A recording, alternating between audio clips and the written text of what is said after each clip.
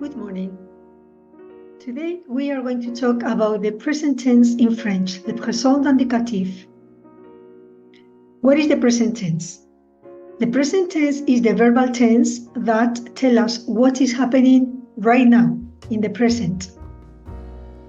We have a verb, which is an action word, such as to play, jouer, to do, faire, to go, aller. In English, our non-conjugated verbs adopt the form of to plus the verb, where the verb is the meaning of the action. This means that it is the generic form of the verb.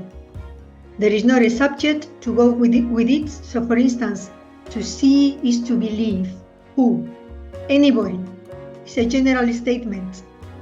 There is no a subject of a person, a specific person, who is actually seeing or believing in this case.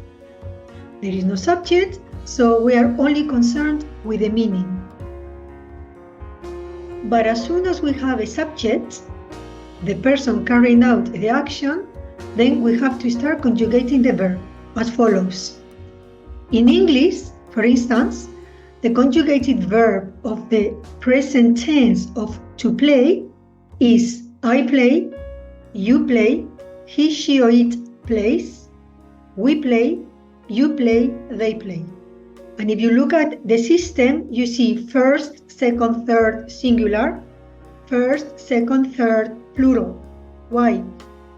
First person is the person who does the action, I, or we, if it's in plural and I am part of that group. Second person is the person to whom I am talking, you. In English it's the same, you singular and you plural. And the third person is normally what the action we talk about, the person we talk about, the object we talk about. So that is he, she, or it, depending on masculine, feminine, or neutral. In the plural, it is they in English. So the conjugated verb of jouer in French, in the present tense, is je joue, tu joues, il, elle se joue, nous jouons, vous jouez, il, elle joue. So as you can see, all the root of the verb, it tells us from which verb it comes from. Jouer. So we've actually removed the er at the end. And then we add the endings of the present conjugation. In this case, on, It sounds the same. This is why French, I always say, is like two languages. One we write, one we pronounce. It's like two different languages. So the sound doesn't tell us exactly, like for instance in Spanish, every single verb sounds different, but the context is what tells us who is doing the action, etc. So when I talk to you about him, her, or it, the third person singular, we talk to you in plural about them, third person plural. In English, we only have one form to express the infinitive or generic form of a verb, which is to plus, that's it. But in French, we have a stem and an ending. The stem is what we were saying, that it looks like the verb, the root of that verb. And the ending can be ir, re. To form the present tense or any other tense, we take the stem and add specific endings, but like we've just seen in the present, they all are slightly different, but there is a commonality and a pattern. Unfortunately, these endings are not always exactly the same, as it depends on what kind of infinitive verb ending we have. And also because there are irregular verbs, which don't work exactly like the rest. So unfortunately, in this situation, practice makes perfect, and like Spanish and French, we have to learn the verbs by heart. The good news is that the subject pronouns are always the same, that doesn't change. So the moment you say je, tu, il, elle, ce, nous, vous, il, elle, sorry, there is a mistake there. Elle needs an e, el, es. I'm missing an e. I missed that when I was doing the lesson. So just get into the rhythm of learning your verbs by heart in order, in this order I've just given you, because it will make it much easier. Your brain will pick up the patterns, and then soon you'll see that the first person has a similar ending, the second person has a similar ending, and so on and so forth. So for instance, the present indicatif, the verb jouer, we've already seen it. The verb choisir, to choose. J'ai choisi, to choisir. Il, elle, c'est choisi. Nous choisissons, vous choisissez. Il, elle choisissent. This is a very difficult verb because all this double S's for me. For you, perhaps you say, oh, this is easy. But luckily, I don't know many verbs with a double S and so on. But this in particular is always like, how many S's do I have to put before you say? So it's just, when it's a verb like this that sounds difficult to write and so on, just learn it and repeat it and then just forget about the spelling and so on. Just remember the spelling in your head for when you have to do a writing or a written test. But otherwise it's choisissons, choisissez, choisissez.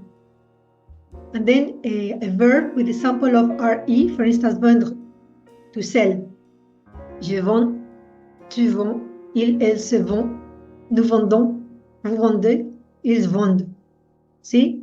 First, second, third singular is vend, sounds vend. And the third plural also sounds vend. But the spelling is different. So the context would tell us who is doing the action.